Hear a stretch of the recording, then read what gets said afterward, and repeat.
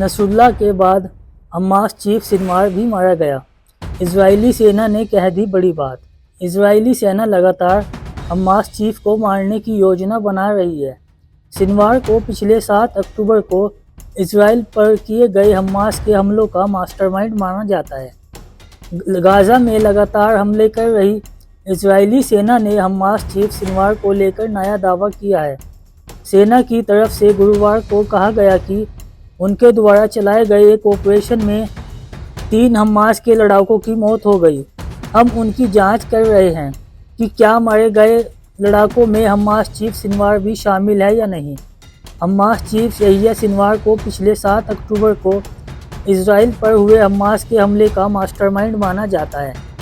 सेना की तरफ से कहा गया कि अभी सिनवार की स्थिति पर हम कुछ नहीं कह सकते, लेकिन हम जांच कर रहे हैं कि क्या वह मारा गया या फिर अभी जिंदा है।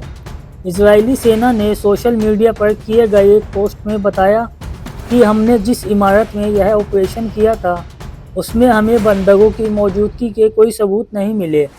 हमारी सेना लगातार सावधानी के साथ अपने काम को अंजाम दे रही है।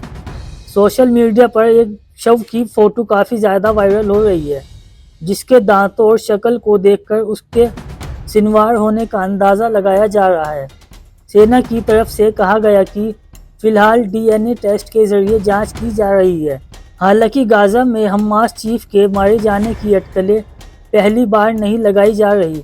इससे पहले भी 21 सितंबर को जब कतर के मध्यस्थता से हमास प्रमुख की बातचीत नहीं हो पाई थी, उसके बाद भी यही अंदाज़ा लगाया गया था कि शायद हमास चीफ इजरायली से हमलों में मारा गया। इससे पहले इजराइल हमास के पूर्व चीफ हानियह और अन्य कमांडर और हिजबुल्लाह चीफ हसन नसरुल्लाह को मार चुका है। 7 अक्टूबर को इजराइल पर हुए हमले के बाद मिडिल ईस्ट में लगातार जंग जारी है। सिनवार को इसी हमले का मास्टरमाइंड माना जाता है।